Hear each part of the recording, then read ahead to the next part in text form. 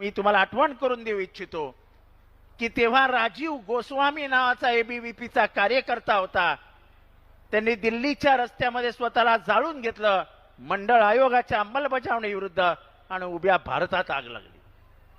आज जे सांगतात ना डीएनए आमचा ओबीसीचा आहे, त्यांना प्रश्न विचारा की तुम्ही विश्वनाथ प्रताप सिंग यांचा मंत्रिमंडळ का पाडलं? विश्वनाथ प्रताप सिंग यांना राजीनामा द्यायला का लावलात?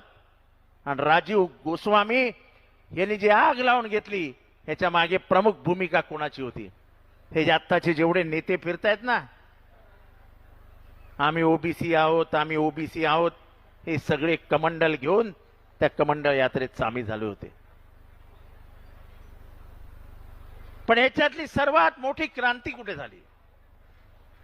तर याच्यातली सर्वात मोठी क्रांती झाली ती पवार साहेबांनी या देशामध्ये पहिल्यांदा मंडळ आयोगाची पूर्ण अंमलबजावणी करण्याचा निर्णय घेतला आणि महाराष्ट्रामध्ये मंडळ आयोग आलो केला.